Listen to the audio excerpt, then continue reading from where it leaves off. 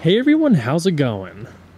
For today's video, let's take an up-close and personal, in-depth look at the all-new 2015 Chevrolet Colorado Z71. So this is going to be a detailed, in-depth review of the Colorado.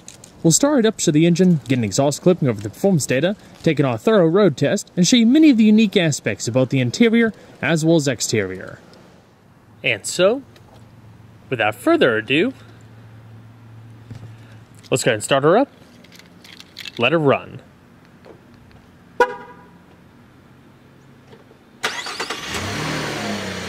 As you can see, the Z71 does come standard with a remote start.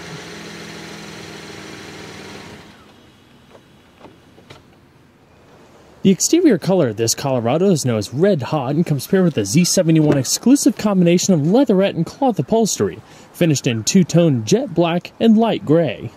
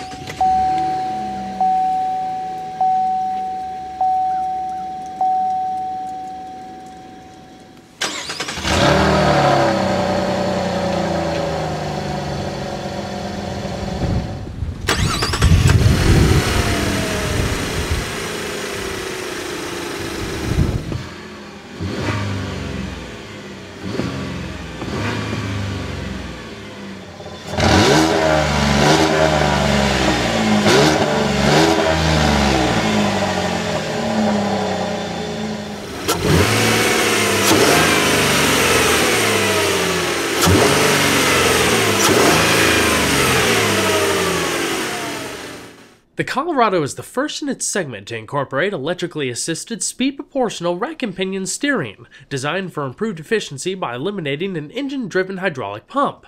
It's routed through a 4-spoke steering wheel with satin silver trim that wraps around the airbag cover and grip bolsters at 10 and 2. Cruise control can be found to the left spoke, while the right houses optional multifunction controls for your media, voice activation features, and hands-free telephone. All of the buttons are then covered in a soft-touch membrane. One thing that I thought was paramount for this video is to see what the Colorado is like to live with on a daily basis. Most folks looking for a vehicle in this segment don't need as much truck as the latest full-size category offers, so I knew it was important that the Colorado be comfortable, accommodating, and efficient. To test this, my wife and I loaded it up and took it on a trip to Williamsburg, Virginia, about a 4.5-hour drive each way from where we live. The first thing that you'll notice is how solid the new Colorado feels. Chevrolet did a fantastic job reducing overall vibrations and harshness. With added sound deadening, triple sealed, and inlaid door panels, in addition to thicker glass, the Colorado is extremely quiet, really allowing you to take full aural pleasure in the optional Bose stereo. Every now and then you do still feel road imperfections, just as you almost forget you're driving a truck, but overall it's very well controlled, far smoother than its predecessor. The electric steering is nicely weighted, if not somewhat isolated, but a typical characteristic of EPS. There is still a hint of connection in there. I really like the way it felt, and most people won't notice any difference whatsoever. It's quick to respond and offers an impressive turning radius for the class. I believe a lot more could be said, but for time's sake, I would say that the Colorado drives much more like a car than your typical pickup. It feels far more refined than the current competition, so if you're new to the truck market, you'll likely appreciate that factor. The vast majority of Colorado models feature a 6-speed automatic transmission, now routed through a console shifter versus the traditional column placement. On the base extended cab, two-wheel drive work truck grade, a 6-speed manual gearbox is also available, only when paired with the 2.5-liter 4-cylinder. V6 trucks receive a 342 rear axle ratio, while the 4-cylinders get a 410 ratio. A locking differential is standard on the Z71 and available in the work truck and LT trims. Another nice piece of tech is the backup camera, which is standard across all Colorado models. You do have the ability to shift it manually by pulling the selector down into M and using the plus or minus on the left-hand side of the stalk. Talking more about its car-like driving behavior, the throttle response is a little slow initially but picks up quite a bit when you get into the RPM range where the vehicle really comes to life. It's a little different than the typical mid-size pickup that develops its power really early, so it's very smooth. It just takes a little bit to get used to if you're not familiar with it, but overall I like the experience better. For this clip I have the vehicle in the tow haul mode, which raises the transmission shift points for better performance while towing. You also have that manual shift ability like I said earlier. If you bring the selector back into M, you can use the plus or minus buttons to shift it, whether it's going down a hill or something like that. So let's go ahead and get a medium acceleration shot of the vehicle when in manual mode.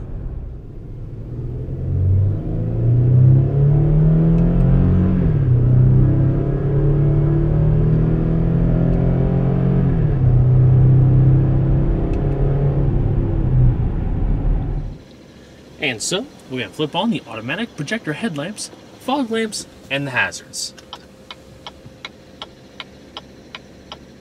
All 4 windows are automatic down, but the driver's side window is both automatic down and up. So, let's go ahead and check out the exterior.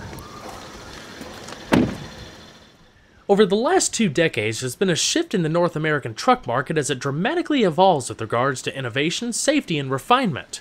For the most part, consumers no longer consider a truck solely based on utility needs, but for its potential as a multi-purpose vehicle that combines many of the same benefits one would find in an SUV or crossover, with superior payload and towing capabilities. In other words, the usability of today's truck has far exceeded the traditional utilitarian pickup of yesteryear. Recently, Chevrolet launched the all-new Silverado lineup for the next generation, alongside its GMC cousins. As manufacturers across the board continue to step up their full-size game, one area that was in desperate need of innovation was the mid-size truck segment. If you're looking for an easily maneuverable, smaller-sized truck for daily use, a mid-size offers a lot when used for your common light to medium-duty tasks. With the reintroduction of the Chevrolet Colorado and GMC Canyon, all new for 2015, GM is revitalizing the segment while keeping the current generation Toyota Tacoma and Nissan Frontier directly within its crosshairs. The second-generation Colorado boasts enhanced drivability, improved passenger comfort, greater performance, reduced noise, vibration, and harshness, as well as bold new styling. As some of you may know, the Colorado is loosely based on a global offered pickup that's been available internationally for the past few years or so. While the basic shape remains, North American trucks receive far more aggressive and athletic styling that does well blending in some subtle Silverado cues, with a distinct flavor to set it apart in the Chevy fleet. In addition to the locking rear differential, Z71s feature a unique gunmetal gray grille replacing the standard chrome unit, special badging, decals, projector headlamps which are otherwise optional on the LT, and 17-inch wheels with all-season tires. When looking deeper into how the Colorado is constructed, you'll be able to notice many of the same advanced design techniques that are also found in the latest Silverado. For one, the sculpted hood is made from aluminum, a segment first, adding to a bit of weight reduction up front. New triple-sealed doors are now inlaid into the sides of the body rather than rolling over the top like its predecessor, which, in addition to improved sound insulation and thicker glass all the way around, leads to a far quieter interior. The inlaid doors are also said to enhance the truck's aerodynamics, in addition to the available active grille shutters up front, another segment first. Like its larger siblings, the Colorado is built on a fully boxed ladder-type frame made from 83% high-strength and ultra-high-strength steel for enhanced durability and reduced weight. This is a key difference between the global truck, as our frame design is 40% lighter. The bed benefits from roll-formed steel construction, which incorporates some high-strength steel components, making it both stronger and lighter than your traditional stamped steel design. The fenders project out and give the appearance of width, even though the Colorado is 5.7 inches narrower than the Silverado. Sharp creases and upswept lines as they continue across the body give it a sense of dynamism. Compared to the aforementioned global truck, our bed sides are actually taller to incorporate more cargo space out back, also designed to mimic the raked belt line of the cab and continuing the motion theme to the rear. Without delving into too many numbers, the new Colorado is significantly larger than its predecessor, making it much more of an accommodating truck overall. On the other hand, it's still quite a bit smaller than the Silverado crew cab, so it's easier to maneuver. Even though it weighs more than its predecessor, it's still about 900 pounds lighter than a comparable Silverado. In short, it does slot in between the two in terms of size. The Colorado can be had in 3 basic body and bed combinations, in addition to 3 trim levels: WT or Work Truck, LT, and Z71. One of my favorite features are the integrated steps in the rear bumper. Also found in the new Silverado, they first made their appearance on the first generation Chevrolet Avalanche. They're extremely helpful, especially with the hand grips on top of the bed rails. The easy open tailgate is pretty light overall and offers a damping effect for soft operation. Having the ability to lock the tailgate adds a measure of security, while an available spray-in bed liner, shown here, provides a very grippy yet high-quality surface. 2-wheel drive comes standard with the option of 4-wheel drive and a 2-speed transfer case. The driver is able to select between 2 high, 4 high, and 4 low by a rotary dial to the left of the steering column. A regular cab won't be available, so the standard setup is an extended cab with the longer 6'2" box out back. The crew cab featured in today's video has the shorter 5'2" box, but if you need the extra room, you can opt for the long box in crew cab form. The short box features a total cargo volume of 41.3 cubic feet, increasing to 49.9 cubic feet with the long box. As far as payload, the crew cab short box is rated to haul 1,590 pounds, about 70 pounds more than the long box. Trailering ability, however, is the same for both drivetrains, bed configurations, and engines to an extent. Both the 4-cylinder and V6 max out at 3,500 pounds, so if you're going to tow a lot, get the V6. You not only have the extra power on top, but the option of the Z72 trailering package, which comes with a 2-inch receiver and harness as shown here. With this setup, towing capacity doubles to 7,000 pounds. If you're wanting to take the Colorado off-road, it's wise to note that approach, breakover, and departure angles vary ever so slightly between the various vehicle configurations and which drivetrain you go for. With this crew cab short box 4-wheel drive, the approach angle is 17.3 degrees, with a breakover angle of 19.8 degrees and a departure angle of 22.1 degrees. There's multiple wheel styles and sizes available for your Colorado depending on trim level. Base and work truck grades receive 16-inch steel wheels, while alloys remain an option for reduced unsprung weight. Upper trim levels receive larger and wider wheels for improved ground contact, including the Z71, which features a unique set of 17 by 8-inch dark argent metallic cast aluminum wheels. Larger 18 by 8.5-inch alloys are available on the LT for a bit of extra flair. When equipped with the 17s, they're wrapped in rugged Goodyear Wrangler 225/65 all-terrain tires, able to withstand around 0.76 G of lateral acceleration. As far as the brakes, GM's Duralife brake rotors come as standard equipment for long-term durability. First applied to the latest generation Silverado, the Colorado's application features 12.2 by 1 inch internally ventilated front discs clamped by 4-piston calipers, and 12.75 by 0.7 inch solid discs in the rear with single-piston calipers. ABS is standard in addition to traction control, stability control, and hill start assist. Hill descent control is added with the Z71.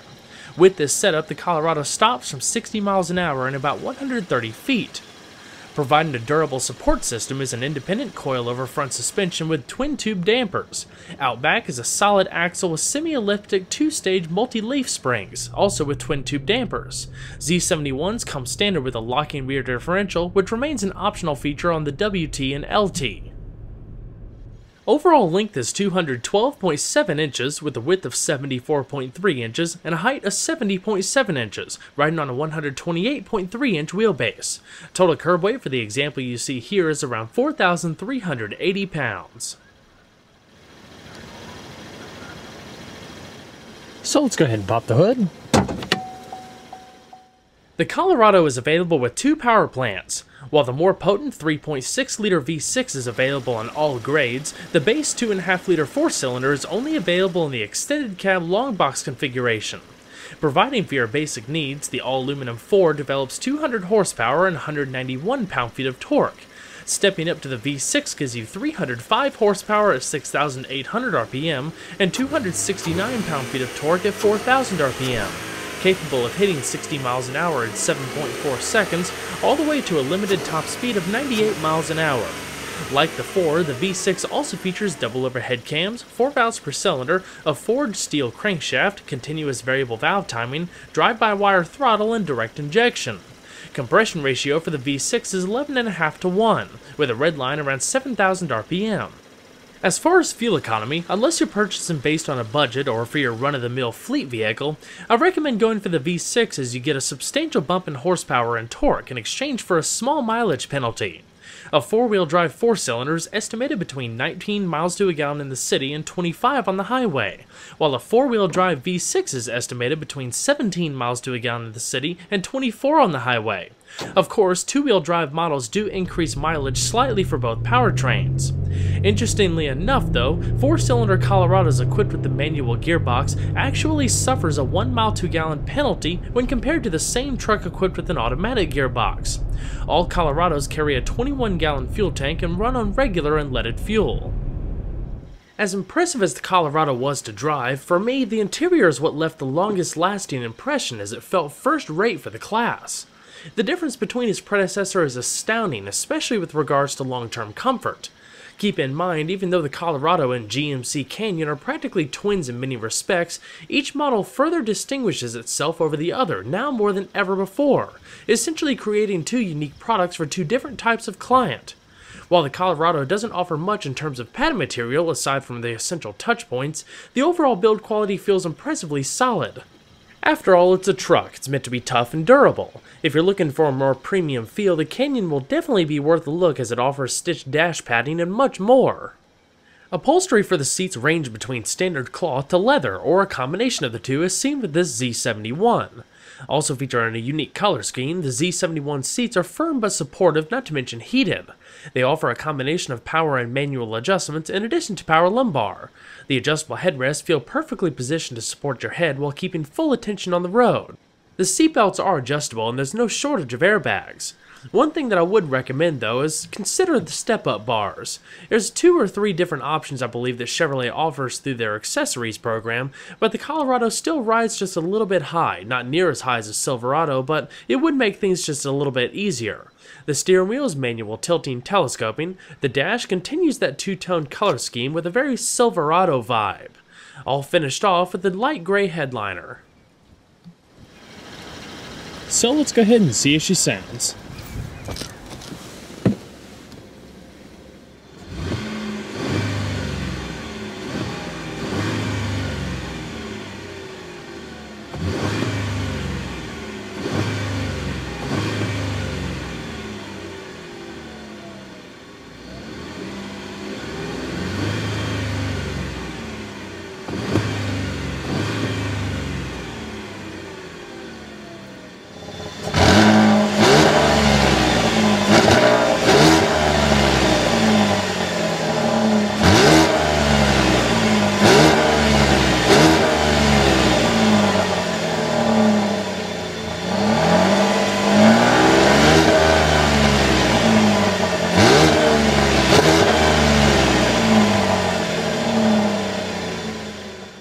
The Colorado comes standard with a 6-speaker audio system and a 4.2-inch LCD display in the dash. This particular vehicle has the upgraded Bose premium surround sound system and 8-inch Chevrolet MyLink infotainment system. The Bose system is without a doubt the best audio system I've ever heard in this class of vehicle, especially if you're going to drive this on a daily basis. I highly recommend it. It's powerful, loud, and crisp. You won't be disappointed. And with 4G LTE and 4 USB ports, all of your devices can stay connected.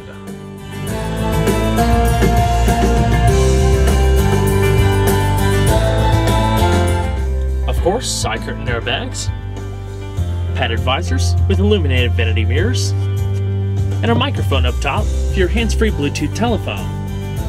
The rear view mirror is auto-dimming, with OnStar controls located down beneath, and in the top stack, towards the back, you have a padded sunglass container, as well as your interior illumination and reading lamps.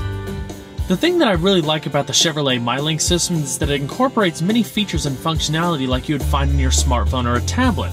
So if you're familiar with those devices, it's pretty easy to catch on to this system. The home screen, activated via the home button right here, has all of the main system features organized in an app-style fashion. So, the touchscreen system, you just click on one of the icons, and it brings it up. Pretty simple to use. And I also like this system versus like the Cadillac Q system, which is a little bit of a fancier derivative. This actually incorporates many buttons here, so you can use the touchscreen system, but you can also use some shortcut keys here, as well as the menu button to scroll between the icons, so you don't have to use the touchscreen system, but you can, and a little bit of flexibility. Like many modern infotainment systems, MyLink offers a lot in terms of media flexibility with your smartphone. It is wise to note though that it does not feature a CD player, a pretty modern trend in new vehicles just because people aren't utilizing it much anymore, going more towards MP3 devices, iPods, and other things of that nature just for its ease of use and connectivity. It's not a deal breaker by any means, just something to be aware of. If we go ahead and click on Media, which we're currently utilizing at the moment, you can play iPods, iPhones, USB devices, other MP3 auxiliary devices, as well as hands-free Bluetooth streaming. It also shows all of your song artist information in the middle, album artwork off to the far right if available, play pause, change the track, rewind fast forward, as well as browse the selected device. If you have an iPod or an iPhone, go in between playlists, artists, albums, songs, and more. The other smartphone-like functions, scrolling between the menus. Within the main screen, and you'll notice this in navigation and telephone and other things of that nature, you also have a shortcut key for all of your voice recognition systems, and it's tailored for whichever screen that you're currently on, so if we click it, it'll pertain only to the audio setup. Say an audio command. Help. To tune to a radio station, say the command tune, followed by an AM or FM station number, or an XM channel name or number. You can also choose audio from your media by saying the command play followed by a genre, playlist, artist, album, or song name. Or, to hear more options, you can say radio or my media. Cancel. Goodbye. So in the very bottom, you have preset stations for your radio. Off to the far right, you have your menu. You can turn on shuffle, automatic sound adjusting volume, as well as your equalizer functions.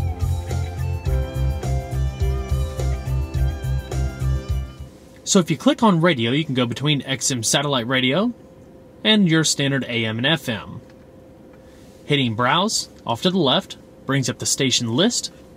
You can change the view, browse by categories and other things of that nature, and if you press that little arrow, you can always bring up your preset stations. Another pretty cool thing being that this is a hard drive based infotainment system is that you can pause live radio and double back and listen to a song once more as it records it along the way. You also have your seek, tune in the middle there. Now off to the far right, the menu button has a little bit more features than it did in the media screen, including Tune Select, which allows you to save particular artists or songs, and whichever station that it comes on, it'll automatically alert you so you can go ahead and go to the particular station that it's on and, well, listen to it. Of course, your tone. You can tag songs in the middle here to be transported to your iPhone later or device so you can later purchase it. In addition to your preset stations down below like you saw earlier. You also have shortcut menus there if you didn't notice it earlier for your telephone and navigation, outside temperature, and a digital clock. On the home screen, regardless of which audio mode that you're on, if you hit audio, it'll automatically take you to it. There's some extra shortcut keys in the bottom there, such as the button that rewinds, fast forward, changing the track, seek, tune, other things of that nature, tone in the very bottom, a back button, and of course, home. The wheel, like you saw earlier, can be used to scroll between the different icons and select. If we go to hands-free Bluetooth telephone, it'll automatically ask you to pair it, otherwise it'll bring up the paired devices. The voice commands, like I showed you earlier, contacts, recent, keypad, storing voicemail, and you can also send and receive text messages from the system. Say a phone command. Help. say call followed by the phone number or contact name of the person you would like to call, or, to call an international number, say voice keypad. To connect to a different paired phone, say change phone. To pair a new phone, say pair phone. Cancel. Goodbye. We head back to home, check out navigation. Nice high-res display, and actually shows a picture of the Colorado down there, which is pretty cool. You can pinch and zoom in, just like you would on a smartphone, or hit the zoom in and out buttons down there. Reset your position, your destination input, with address, recent locations, contacts, points of interest, as well as an extra menu button there for various settings including traffic.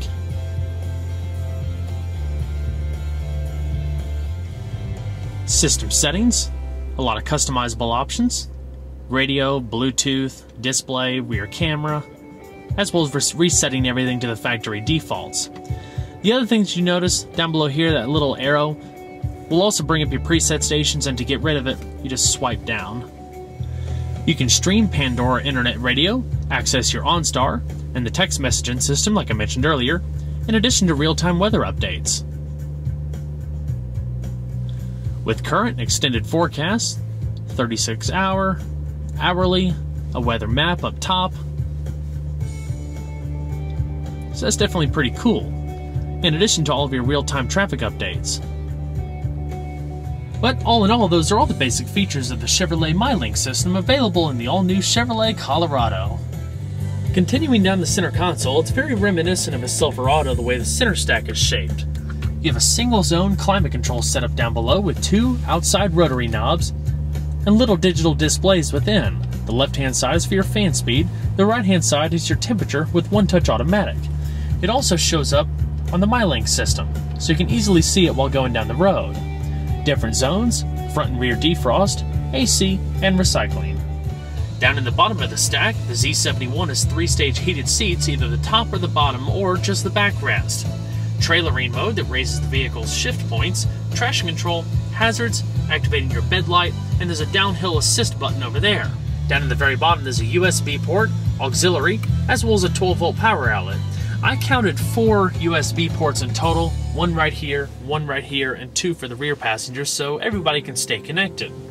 2 cup holders here, a bit of extra storage, and a large padded armrest with center console, that USB port, and a pretty good amount of space.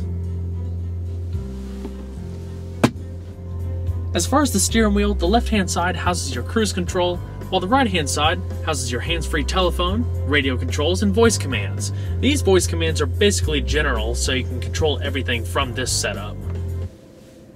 Command, please. Help. You can say phone, audio, navigation, weather, or OnStar. To call a number quicker, say call followed by the number, like this, call 555-1212. To quickly change what is playing on. Cancel. Goodbye. Intermittent wipers off to the right-hand stalk, and to the left-hand side you have your high beams, turn signals, and driver information system that shows up on the little digital display in between the speedometer cluster. You have your trip computer with fuel data, average vehicle speed, a timer, blank, and digital speed readout. You have a compass and odometer down below in addition to your gear selection, vehicle, different diagnostic features,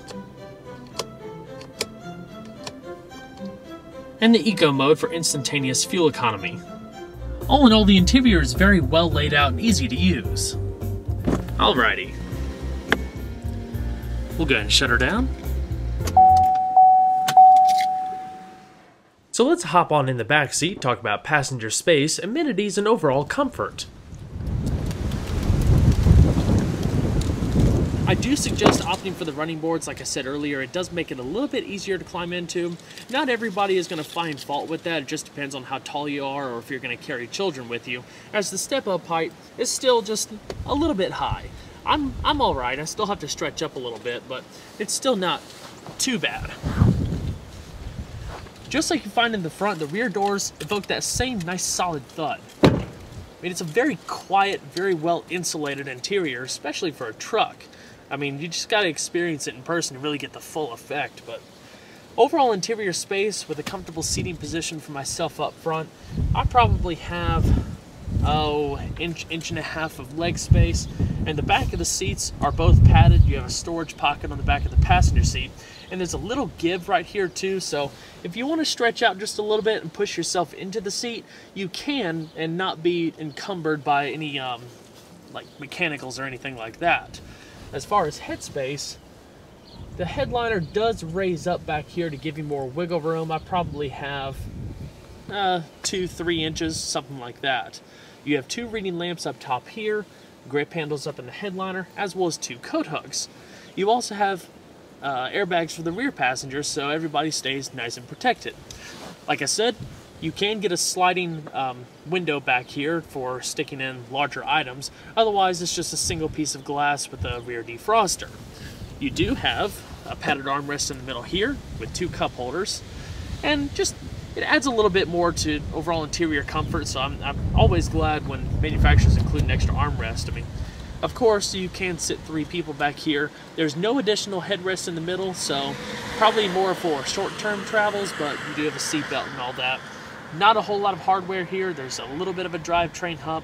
The center console doesn't intrude much back here, so still reserve it, like I said, for temporary use, smaller people most likely, but it's definitely usable. As far as overall comfort, I mean, it's pretty typical of a truck. It's not just an abundance amount of soft padding to just coddle you to sleep, but it's not bad at all. There's a little bit of lateral support up top and down below. You kind of sit into the seat. There's a nice amount of padding down below here.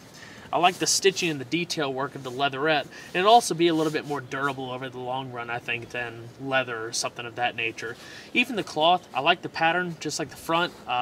It's also a little bit more of a coarser material, but you don't really notice it. It's quite grippy, so you're not going to slide across the seat very much, and it'll also probably be a little bit more stain resistant and durable, which is what you need in a truck, especially if you're going to be using it a whole lot. Down below in the center console, you have a little bit of storage, a 12-volt power outlet, and 2 USB ports, so you can charge smartphones and tablets and the like. That's a very modern trend, especially with a lot of GM's newer vehicles. It just adds to a little bit more convenience in this technology-driven world that we're living in right now.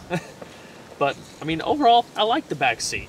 I could definitely sit back here for an extended period of time. It's not uncomfortable whatsoever. People over 6 feet, maybe 6'2", 6'3" or so, it might be a little bit tight back here for you, and you might want to check out the Silverado if you're going to be carrying more passengers of that height. But that's about it, so let's go ahead and check out the rest of the vehicle.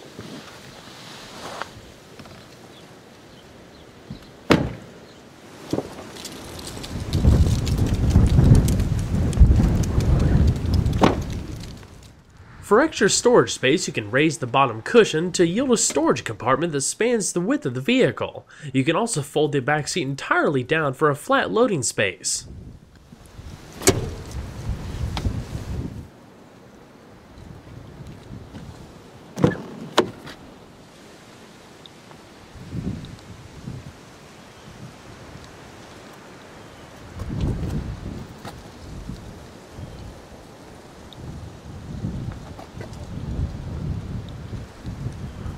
Like you saw on the other side, pull up this lever and simultaneously grab the bottom cushion to lift it up.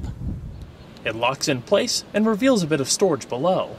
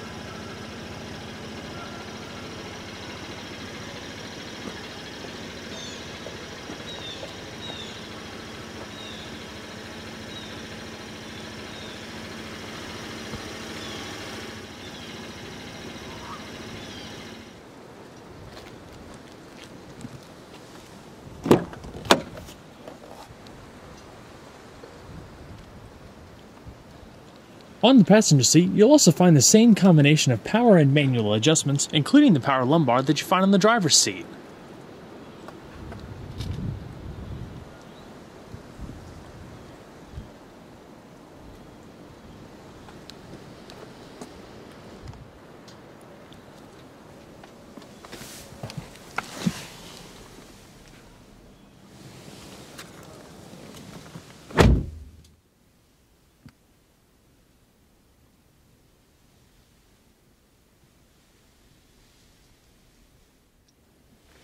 Down below, the glove box isn't locking, but it does have a nice amount of space.